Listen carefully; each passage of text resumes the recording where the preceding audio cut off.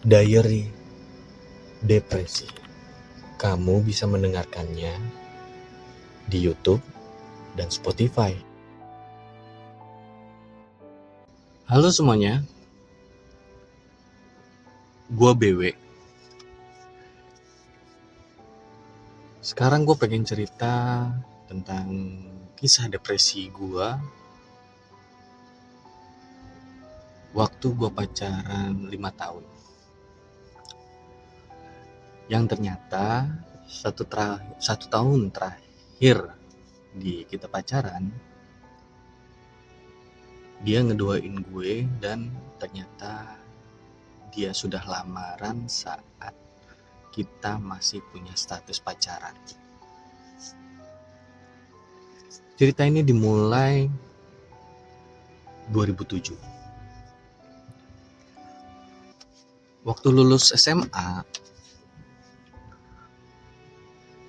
gue mencoba mencari pekerjaan dan akhirnya dapatlah di salah satu restoran cepat saji namanya Pizza Hut. Biasanya untuk karyawan baru, terutama cowok, itu ditempatkan di area cuci piring dulu. Tapi berkahnya, gue nggak di sana. Gue langsung jadi delivery man karena gue punya SIM C waktu itu pertimbangannya.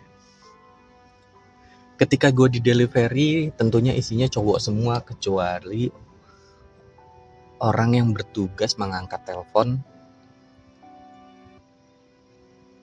untuk menerima orderan, itu baru cewek. Sisanya cowok semua. Nah, di restoran ini kan ada bagian-bagiannya, ada bagian waiters, orang yang ngelayanin di depan langsung bertemu dengan tamu, gue delivery man, ada cook, yes, ada manager, leader, dan lain-lain. Nah, yang nantinya jadi cewek gue ini, dia seorang waiters. Usianya cukup lebih tua daripada gue sekitar 5 tahun. Cukup jauh. 5 tahun lebih tua daripada gue, cuma pada saat itu yang bikin gue tertarik sama dia adalah dia independent woman, dia cewek yang sudah ditinggal bapaknya sejak SMA. Jadi dia bekerja selain untuk dirinya sendiri, dia bekerja untuk orang tuanya, dia bekerja untuk menyekolahkan adiknya. Disitulah gue jatuh cinta sama dia. Ya tentunya karena fisiknya juga, gue gak mau munafik. Tapi pada saat itu gue gak punya keberanian untuk kedekatin dia. Selain gue ngelihat dia terlalu tinggi secara kualitas, dia juga punya pacar pada saat itu. Kita ngobrol selayaknya temen. Bahkan dia menganggap gue adik. Ya seperti yang tadi gue ceritain, usia gue sama dia tuh terpaut cukup jauh, 5 tahunan tuaan dia. Jadi wajar dia menganggap gue sebagai adik. Dia punya pacar cukup lama, mereka pacaran 1 tahunan hingga 2018. Dan selama 1 tahun itu, gue cukup banyak dibantu sama cewek gue yang nantinya jadi cewek gue. Dulu kerjaan gue itu gak stuck cuma di restoran itu, tapi gue juga harus ke kantor dan keliling resto karena gue diangkat menjadi tim marketing research. Gue belum punya motor untuk akomodasi gue, sedangkan untuk keliling toko Jakarta cukup sulit jika mengandalkan transportasi umum. Nah, cewek gue ini yang masih belum jadi cewek gue ya, dia minjemin motornya dia yang gak kepake buat gue pakai bekerja keliling Jakarta karena dia kerjanya tuh diantar jemput sama pacarnya. Singkat cerita, dia diduain sama pacarnya, yang menyebabkan akhirnya hubungan mereka putus. Tentunya gue sebagai orang yang suka sama dia melihat ini sebagai peluang dong. Dan akhirnya gue bisa pacaran sama dia. Gue pacaran sama dia waktu itu di usia gue 18 tahun. Sedangkan dia 23 tahun. Dia adalah orang yang pertama menyaksikan gue nyicil motor pertama. Dia dan gue sepakat untuk menyatukan pendapatan. Jadi pendapatan gue full gue kasih ke dia untuk dia akomodir memenuhi kebutuhan gue secara pribadi dan keluarga gue, dia secara pribadi dan keluarga dia. 3 tahun berjalan tidak ada gangguan sama sekali. 4 tahun berjalan, di tahun keempat ini mulai ada tuntutan untuk menikah. Karena di usia gue yang 23 tahun, dia sudah 28 tahun. Sangat wajar di usia dia mulai membicarakan tentang pernikahan. Gue tentunya bukan gak mau banget. Ketika ada obrolan tentang pernikahan di usia gue 23 tahun, itu adalah tahun dimana gue baru lunas motor. Jadi 1, gue belum punya tabungan. 2, gue belum tahu ke depannya gue akan bagaimana. Dan pekerjaan gue masih belum berubah sebagai karyawan pizza. Enggak deh, waktu itu gue udah berubah di salah satu gue jadi karyawan di toko furniture di mall, namanya Floral Home. Pendapatannya sudah mulai oke. Waktu itu pendapatan gue 2 kali UMR gaji lah, 2 kali UMR Jakarta.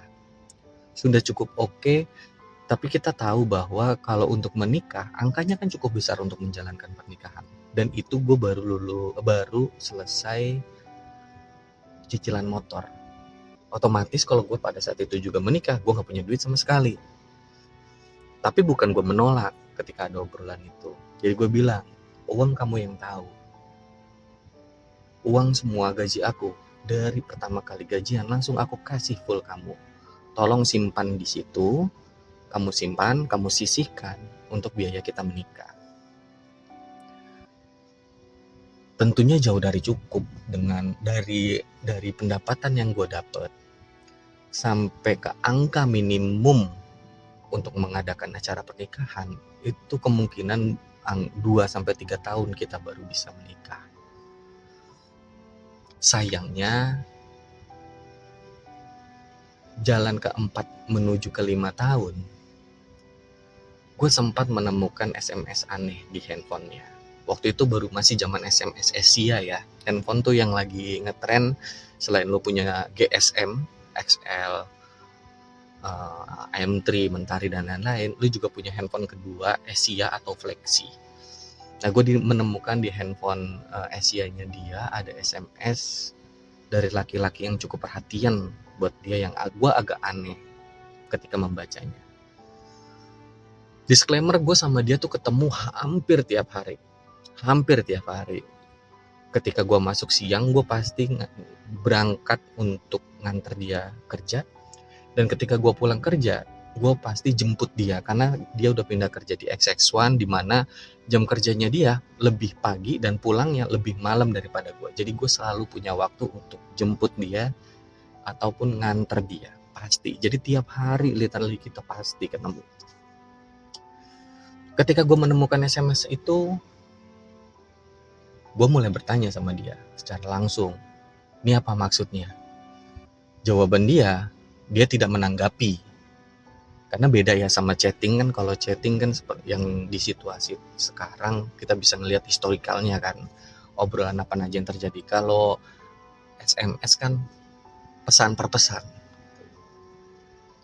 Jadi gue sulit untuk memastikan bahwa dia menanggapi atau enggak. Tapi pilihan gue adalah percaya, karena gue kenal sama teman-temannya di kerjaan. Gue juga tiap hari ketemu sama dia. Sampai satu malam Ketika gue menjemput dia membawa tentengan buah. Agak nggak umum nih, biasanya nggak pernah bawa apa-apa. Dia kata bawa sesuatu buat orang rumah, yang dibawa adalah martabak, itu pun belinya pasti sama buah. Ini kok buah, agak aneh. Gue tanya, tentunya nanyanya dengan nada yang intimidatif, dan dia menjawab bahwa buah tersebut dari orang yang suka sama dia, yaitu Adit. Dengan emosi, gue buang itu buah.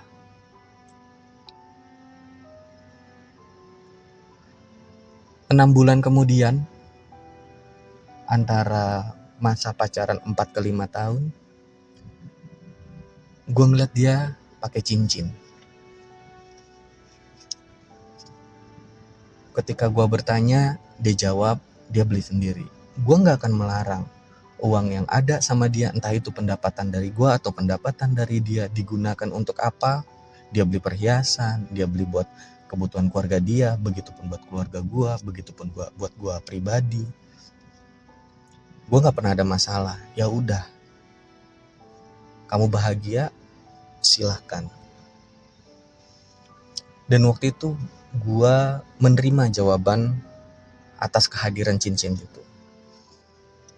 Oh ya, dia beli buat diri sendiri untuk mempercantik diri, oke. Untuk nabung, oke, silahkan gitu. Tapi entah kenapa kok masih ada yang ganjel di hati gue.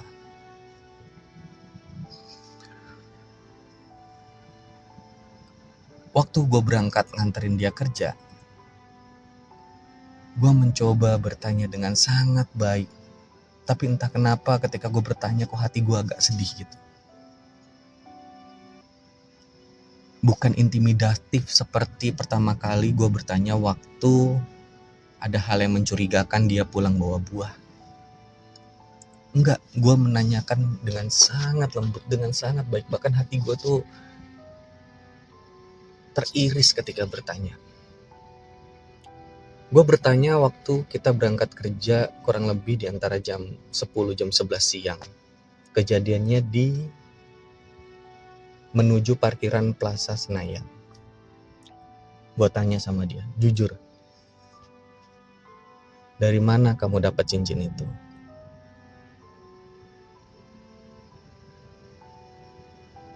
Dan akhirnya gue merasakan yang namanya petir di siang bolong. Dia ngejawab, itu dari Adit. Itu adalah cincin tunangan mereka.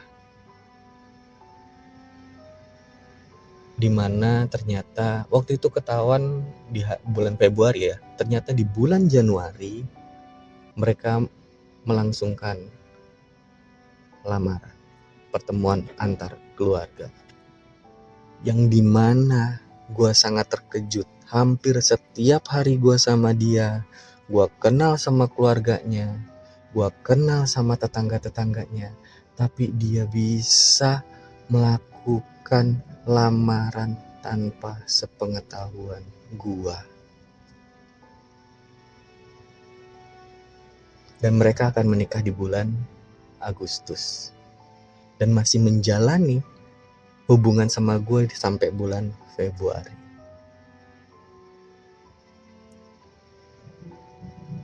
Nangis gue. Sebegitu manipulatifnya pasangan gue. Gue gak bisa pulang pada saat itu. Entah gue kemana gue lupa. Entah gue ngapain gue lupa. Yang pasti gue udah gak bisa kerja. Gue gak bisa ketemu orang. Gue gak bisa melakukan hal normal pada umumnya. Terus gue pulang. Ingat gue tuh kurang lebih maghrib menuju isya. Gue cerita sama nyokap. Nyokap pun kaget. Ya karena nyokap juga deket banget sama pasangan gue, sama cewek gue. Yang akhirnya nyokap memberanikan diri untuk nelpon orang tua cewek gue. untuk menanyakan, bahkan berusaha untuk membatalkan pertunangan pacar gue sama selingkuhannya dengan kata-kata, "Bu, kalau anaknya sukanya sama anak saya, ayo nikahin." Pada saat itu gue nggak punya duit sama sekali. Kan gue ceritain bahwa itu 1 tahun setelah gue lunas nyicil motor dan uang semuanya ada di bokin gue.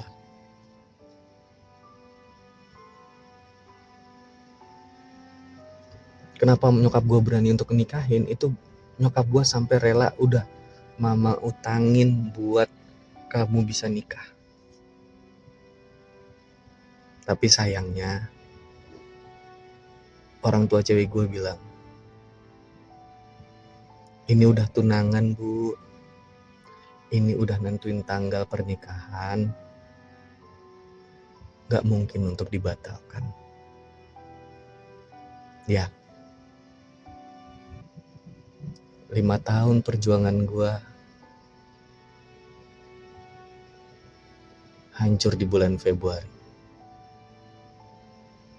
Setelah gue tahu 1 tahun terakhir dalam hubungan kita, dia bisa berpacaran sama orang lain sekaligus tunangan dengan orang lain.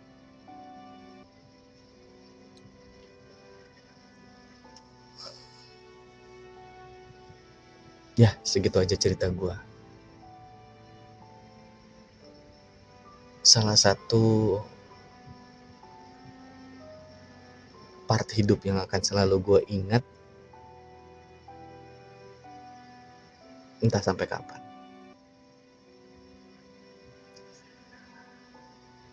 Terima kasih udah mendengarkan cerita ini. Bye.